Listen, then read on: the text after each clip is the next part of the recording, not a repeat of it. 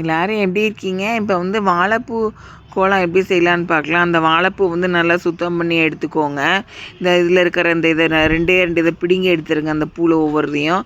அப்புறம் மோர் தண்ணியில் வந்து அதை எல்லாத்தையும் போட்டுட்டு அதை எடுத்து அந்த தண்ணியோடு சேர்த்து அப்படியே வந்து குக்கரில் போட்டுட்டு கேஸ் ஃப்ளேம் வந்து மீடியத்தில் வச்சுக்கோங்க. பெரிய பர்னரில் நான் மீடியத்தில் வச்சுட்டேன். ஒரு விசில் வந்தோடனே அதுக்கப்புறம் ஆஃப் பண்ணிடுங்க. அதுக்கப்புறம் அதை எடுத்து தனியாக ஒரு தட்டில் வந்து தட்டி வச்சு அதை நல்லா ஆற வச்சுருங்க. அதுக்கப்புறம் மசாலா அரைக்கிறதுக்கு 2 பச்சை மிளகாய், 1 டீஸ்பூன் வந்து சீரகம், 1/2 டீஸ்பூன் சோம்பு, 3 பூண்டு, அதுக்கப்புறம் பட்டை, கிராம்பு, லவங்கம் எல்லாம் எடுத்து வச்சுக்கோங்க. எடுத்து வச்சுட்டு அப்புறம் பொட்டுக்கடலை வந்து 60 கிராமு அதை வந்து மிக்ஸி ஜாரில் போட்டு அரைச்சி எடுத்துக்கோங்க ஃபஸ்ட்டு.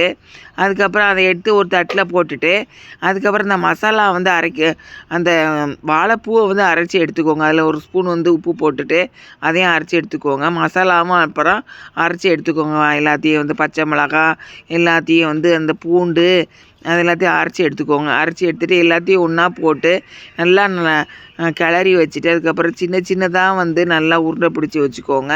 இது விருந்தார் ஆச்சி சமையல் தமிழ். சப்ஸ்கிரைப் பண்ணுங்கள். நன்றி.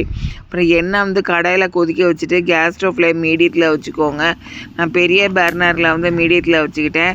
அதில் வந்து நல்லா சூடு ஏறினதுக்கப்புறம் இந்த வாழைப்பூ குழாவை வந்து அதில் போட்டு விடுங்க. போட்டுட்டு எல்லாம் நல்லா வெந்து வந்ததுக்கப்புறம் மொறுன்னு வர்ற மாதிரி ஒரு 5 நிமிஷம் வெந்து வந்ததுக்கப்புறம் எடுத்துருங்க. எடுத்து தனியாக தட்டில் வச்சு பரிமாறுங்க. நன்றி. இப்போ காலிஃப்ளவரை வச்சு 2 ரெசிபிஸ் செய்யலாம். விருதுநகரில் எப்படி செய்கிறாங்களோ அதை மாதிரி. முதல்ல காலிஃப்ளவர் வந்து பெரிய காலிஃப்ளவர் வந்து ஒன்று எடுத்துக்கோங்க. அதை நல்லா சின்னதாக பிச்சு எடுத்துகிட்டு அந்த தண்டு பகுதி மாதிரி இருக்கிறது அதையும் தனியாக வச்சு அதையும் இதில் போட்டு சாப்பிங் போர்டில் வச்சு நல்லா துண்டாக சின்னதாக வெட்டி எடுத்துக்கோங்க. அதுக்கப்புறம் வந்து காலிஃப்ளவர் வந்து ஒரு 200 கிராம் வந்து காலிஃப்ளவர் தனியாக எடுத்து வச்சுக்கோங்க. அதுக்கு மசாலா அரைக்கிறதுக்கு வந்து தேங்காய் வந்து 26 கிராம், வெங்காயம் ஒன்று அது 33 கிராம், 1 டீஸ்பூன் தனியாக, 1/2 டீஸ்பூன் ஜீரகம், 1/2 டீஸ்பூன் வந்து பெருஞ்சீரகம், சோம்பு அது வந்து 4 மிளகாய் வத்தல், உப்பு வந்து 1/2 டீஸ்பூனு, மிளகு வந்து 5 எல்லாத்தையும் நல்லா மிக்சியில் போட்டு அரைச்சி எடுத்துக்கோங்க. கொஞ்சமாக தண்ணியை ஊற்றி அதுக்கப்புறம் கடாயில் வந்து 1 குழிக்கரண்டி வந்து எண்ணெய் ஊற்றிட்டு அந்த அரைச்சி வச்ச மசாலாவை அதில் போட்டுருங்க. இதுதான் வந்து பதம். இந்த பதம் வர்ற அளவுக்கு நல்லா வந்து மசாலாவை நல்லா வதக்கி எடுத்துக்கோங்க. அதுக்கப்புறம் காலிஃப்ளவரை நல்லா கழுவிட்டு அதில் வந்து போட்டுட்டு அதை வந்து கேஸ் ஃப்ளேம் வந்து மீடியத்துலேயே வச்சுக்கோங்க. மீடியத்துலேயே வச்சுட்டு நல்லா வதக்குன்னு வதக்கிட்டு அதுக்கப்புறம் வந்து காலிஃப்ளவர் வந்து இந்த அளவுக்கு வரணும். இந்த அளவுக்கு வர்ற வரைக்கும் நல்லா வதக்கி எடுத்துகிட்டு அதுக்கப்புறம் தனியாக ஒரு தட்டில் எடுத்து வச்சு பாருங்கள் நல்லா பதம் எப்படி வருதுன்னு. நல்லா அமுக்குனிங்கன்னா வந்து அமுங்கிருச்சுன்னா நல்லா வெந்துருச்சுன்னு அர்த்தம். இப்போ வந்து அடுத்த காலிஃப்ளவர் ரெசிபி வந்து கடாயில் வந்து எண்ணெய் 1 குழிக்கரண்டி ஊற்றிக்கோங்க. அதில் வந்து கடுகு, உளுந்தம்பருப்பு, வெங்காயம் போட்டுக்கோங்க. 1 ஸ்பூன் வந்து உப்பு போட்டுக்கோங்க. 1 டேபிள் ஸ்பூன் வந்து குழம்பு மிளகாத்தூள் போட்டுக்கோங்க.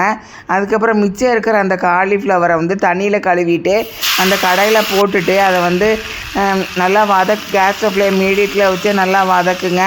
வதக்கிட்டு நல்லா வந்து சுருளை வந்து வதக்கி வரணும். வந்ததுக்கப்புறம் அதை வந்து இறக்கி வச்சுட்டு தயிர் சாதம், ரச சாதம், சாம்பார் சாதம் எல்லாத்துக்கும் வந்து நல்லா வச்சு சாப்பிட்லாம். அது வந்து இது மாதிரி சமைச்சி சாப்பிட்டுட்டு உங்கள் கமெண்ட்ஸ் அனுப்புங்க. இது மாதிரி சமைங்க. நன்றி.